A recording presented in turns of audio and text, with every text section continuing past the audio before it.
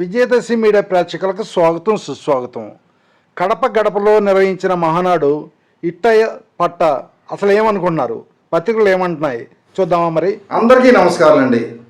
మహానాడు 3 రోజుల పండగ కడప గడపలో నిర్వహించడం జరిగింది.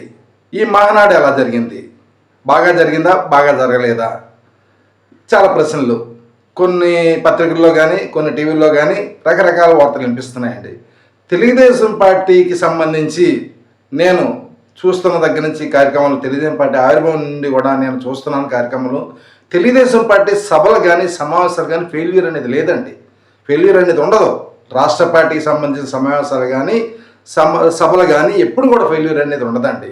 ఎక్కడైనా అడపాదడపా నియోజకవర్గ స్థాయిలోనో, జిల్లా స్థాయిలోనో, గ్రామ స్థాయిలోనో, మండల స్థాయిలోనో జరిగిన సమావేశాలు అడపాదడపా ఎక్కడైనా సరే ఫెయిల్యూర్ జరిగితే జరగవచ్చేమో, కానీ రాష్ట్ర స్థాయిలో జరిగిన సభలు, సమావేశాలు, బహిరంగ సభలు ఎప్పుడు కూడా ఫెయిల్యూర్ అనేది లేదండి. బ్రహ్మాండమైన సక్సెస్తో జరుగుతూ ఉంటాయండి. మరి కడప, ప్రత్యేకించి కడపను పెట్టారు. కడపలో ఏంటి అసలు అంటే విచిత్రం ఏంటంటే, ఏ మహానాడులో కూడా ప్రతి చోట కూడా నాయకులకి ఇంతమంది రావాలి, ఈ జిల్లా నుంచి ఇంత రావాలి, ఈ జిల్లా నుంచి ఇంత రావాలి, ఈ జిల్లా నుంచి ఇంత రావాలి అని చెప్పేసి ఒక లెక్కలు తీస్తూ ఉంటారండి. కానీ ఈ మహానాడులో అలాంటి లెక్కలు వేయలేదండి. ఎందుకంటే ఈ మహానాడు అసలు ఏంటి, ఎలా జరుగుతుంది ఏంటి అనేది కూడా పార్టీ కూడా తెలుసుకోవాలని అనుకుందో ఏమో తెలియదు, కానీ కడపలో జరుగుతుంది కాబట్టి చాలా ప్రెస్టేజియస్గా జన సమీకరణ చేసి బల నిరూపణ కోసం ప్రయత్నిస్తుందేమో అని చాలామంది ఊహించారండి. కానీ ఎక్కడా కూడా అటువంటి ఆదేశాలు ఎక్కడా పార్టీ ఇవ్వలేదనేది మనకి పూర్తి సమాచారం అండి. ఎందుకు ఇవ్వలేదురా అని అంటే, తెలుగుదేశం పార్టీ చాలా బలంగా ఉంది ఒకటి. నెక్స్ట్ ఏంటంటే అపోజిషన్ పార్టీ చాలా బలహీన పడిపోయింది. బలహీన పడిపోవడం కాకుండా భయపడిపోయి ఇంట్లోంచి బయటికి రాకుండా దాగుడనే పరిస్థితుల్లో ప్రతి నాయకుడు ప్రతి కార్యకర్త ఉన్నాడు. అటువంటి సమయంలో తెలుగుదేశం పార్టీ కడపలో సమావేశం జరిగినప్పుడు చాలా ఎక్కువ మందిని బల నిరూపణ చేస్తారు, ప్రతి చోట బస్సులు పంపించేస్తారు, అధికార దుర్వినియోగం చేస్తారని చాలామంది ఊహించారండి. అలాంటిది ఏం జరగలేదండి.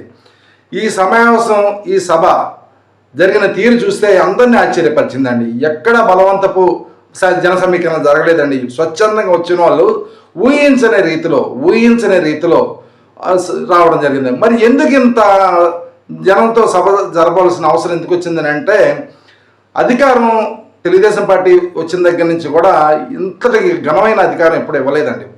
ఇంతటి మెజార్టీ ఇవ్వడంతో, ఇంత మెజార్టీ ప్రజలు ఎంతో నమ్మి మనల్ని, వైఎస్ఆర్సీపీని నాయకులు ఏదో చేస్తారని, వాళ్ళని ఏదో జైల్లో పెట్టిస్తారని, లేకపోతే వాళ్ళపై కక్ష సాధింపులు చేయాలని అధికారం ఇవ్వలేదండి. ప్రజలు మాకు మంచి చేయగలిగేది, మా భవిష్యత్తుని చూడగలిగేది ఒక తెలుగుదేశం పార్టీ మాత్రమే అని నమ్మి ఓట్లేశారన్నది అధినాయకత్వం గుర్తించిందండి.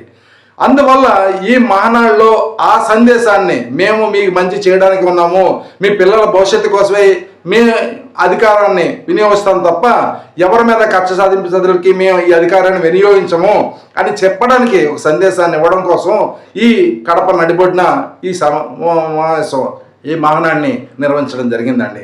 అందుకే మహానాడులో మొదటి రోజు, రెండో రోజు, మూడో రోజు చూస్తే చాలా పద్ధతిగా, చాలా పకడ్బందీగా, చాలా ప్రణాళికబద్ధంగా ఈ మహానాడిని నిర్వహించడం జరిగిందండి. మహానాడిలో నిర్వహించడంలో కూడా పార్కింగ్ కానీ, అకామిడేషన్ కానీ, అలా మీటింగ్ దగ్గర కానీ ఎక్కడా కూడా ఒక ఎటువంటి అవాంతరాలు కానీ, ఎటువంటి అపశృతులు కానీ జరగకుండా యాజమాన్యం అంటే ఈ నిర్వహణ కమిటీలు అంత జాగ్రత్తలు తీసుకున్నాయండి. కాబట్టి మహానాడు నిర్వహించడంలో తెలుగుదేశం పార్టీని మించి ఏ పార్టీ కూడా నిర్వహించలేదు.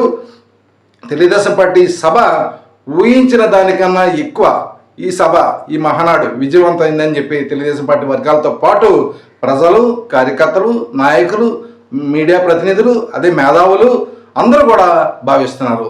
ఇది super hit, bumper hit, block buster ఏదైనా చెప్పొచ్చండి. అంత బాగా ఈ మహానాడు జరిగిందనలో అతిశయోక్తి కాదు. Thank you.